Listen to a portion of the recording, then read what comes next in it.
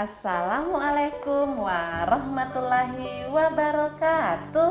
Halo teman-teman semuanya, ketemu lagi dengan saya Bunda Tini. Hari ini kita kembali lagi ke program acara Kampung Dongeng Berkisah.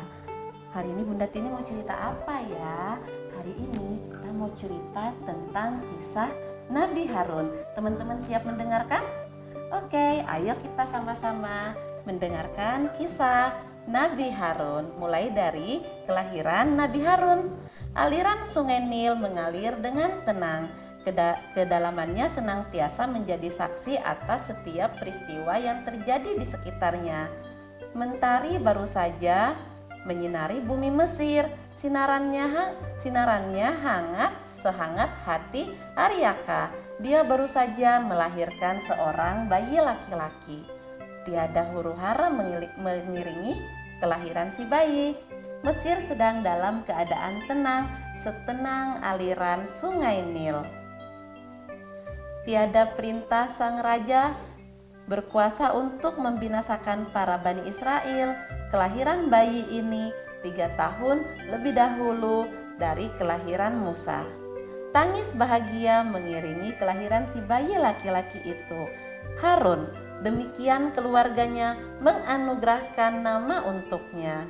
Kelak dia menjadi kakak kandung dari Musa. Harun menikmati masa kecilnya sebagai anak-anak Bani Israel lainnya. Dia dididik untuk berbicara dengan baik. Pengetahuannya dalam berbahasa sudah terlihat sejak kecil. Harun juga dibesarkan dalam lingkungan keluarga yang mendidiknya dengan agama tauhid. Ayahnya adalah seorang keturunan Nabi Ibrahim alaihissalam melalui Nabi Ishak. Oleh karena itu, keluarga Ayarika adalah keluarga yang menaati ajaran agama Nabi Ibrahim alaihissalam. Kita hanya beriman kepada Tuhan pencipta alam, bukan berhala-berhala, apalagi raja yang menganggap dirinya Tuhan. Mereka mengimani Tuhannya Ibrahim. Tiada pernah mereka melakukan penyembahan kepada berhala. Ketenangan Mesir saat itu sebenarnya bukan tenang yang sesungguhnya.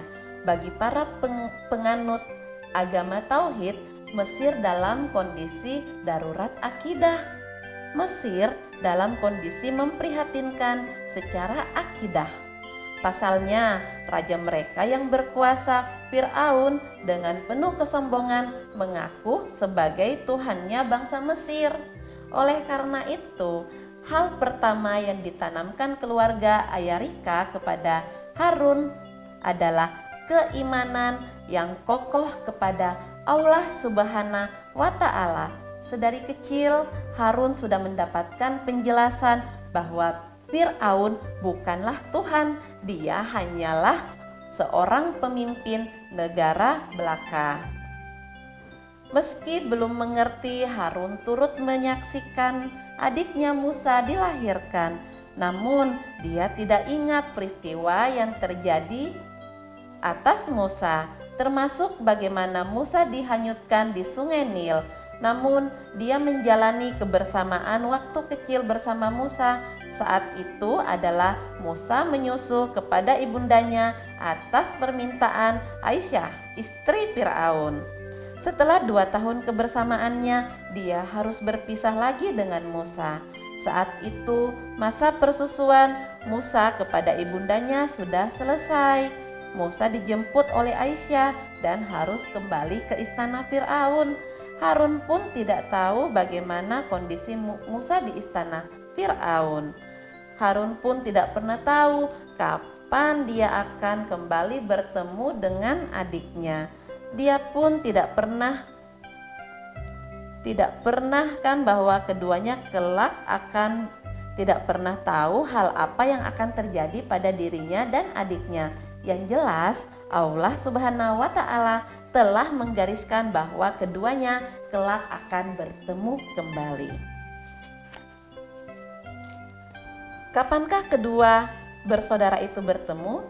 peristiwa apa yang terjadi pada mereka berdua saat kelak bertemu. Pengangkatan menjadi nabi. Perjalanan Nabi Musa dan keluarganya dari Madian menuju Mesir sangat melelahkan mereka.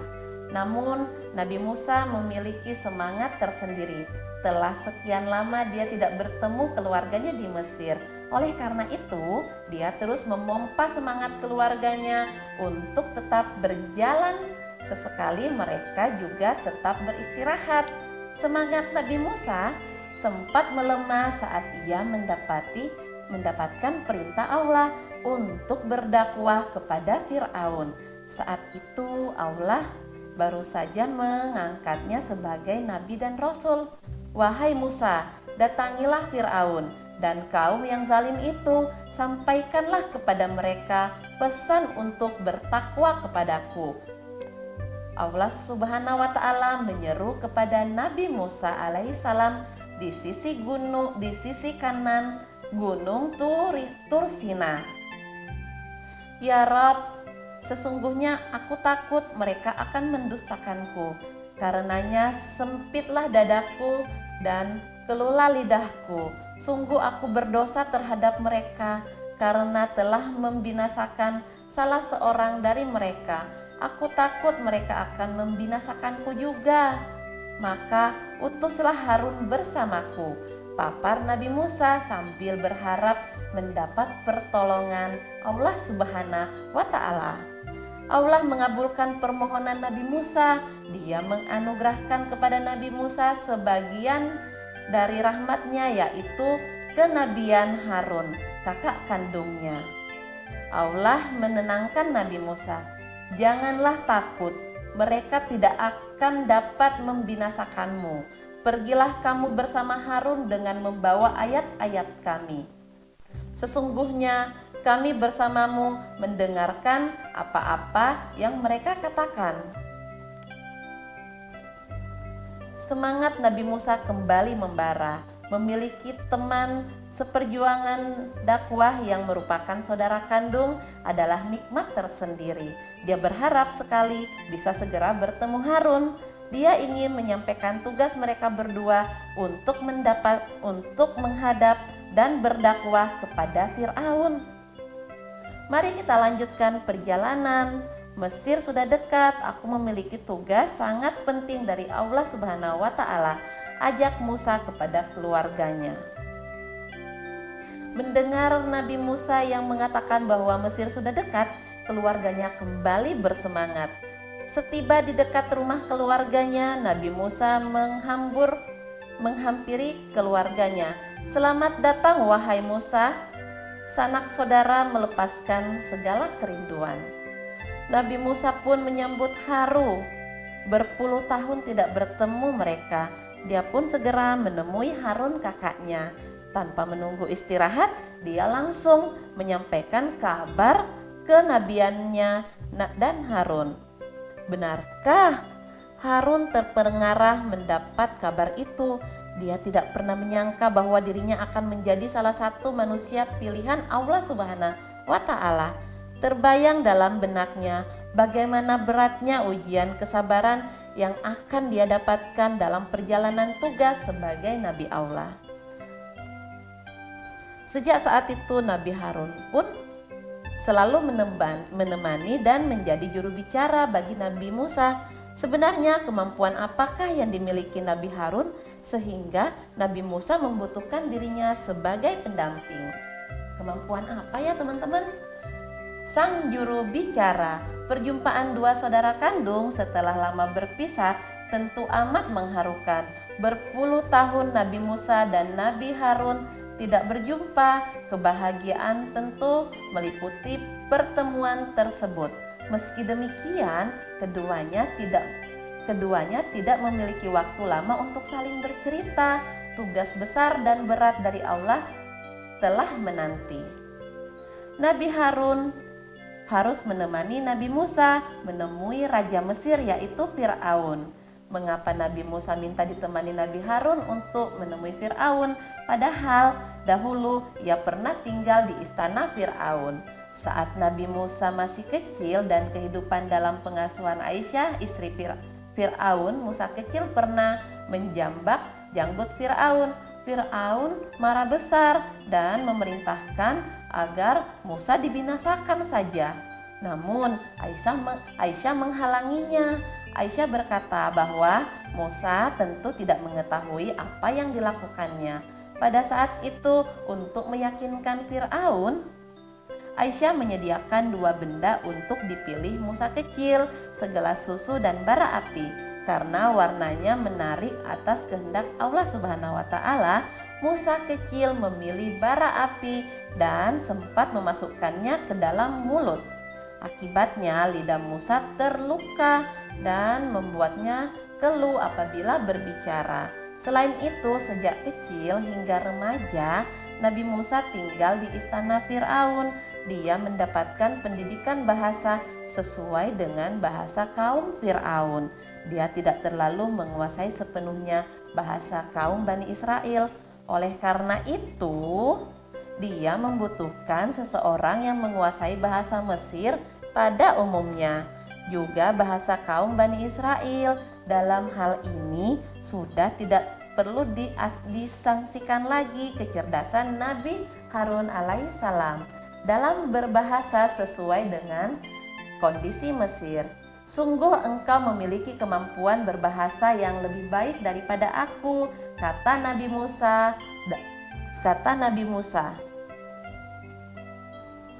Saat meminta Harun menjadi juru bicaranya.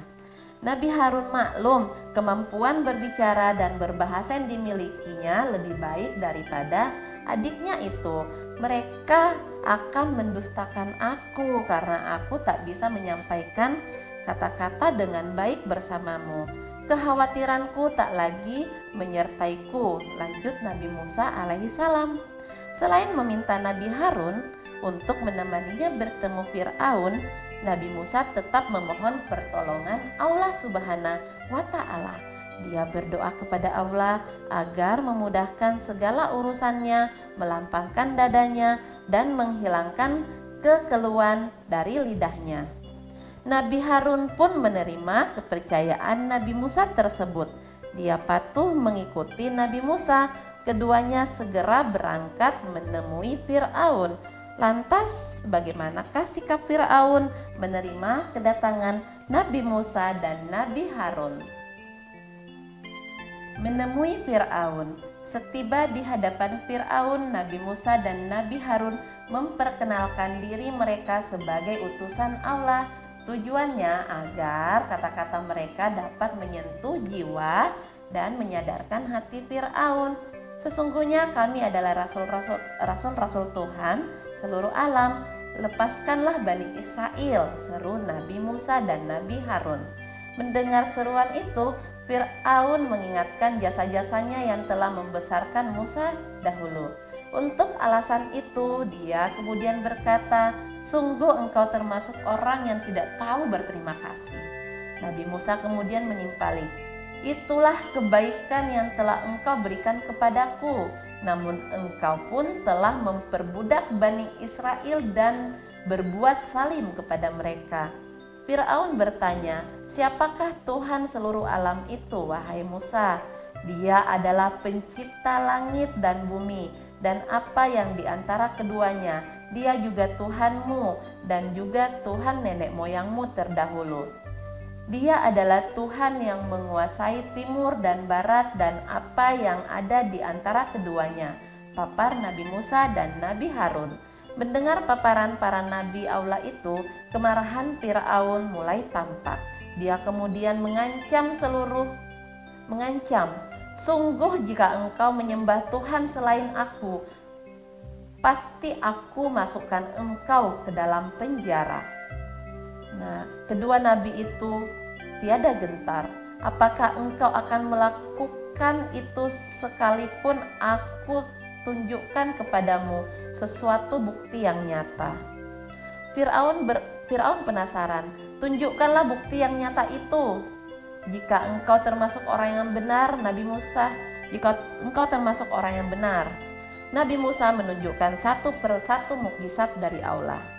mulai dari tongkatnya yang berubah menjadi ular hingga cahaya putih yang keluar dari tangannya. Bahkan beberapa hari berselang, Nabi Musa mampu mengalahkan para penyihir undangan Fir'aun dan membuat mereka bertobat.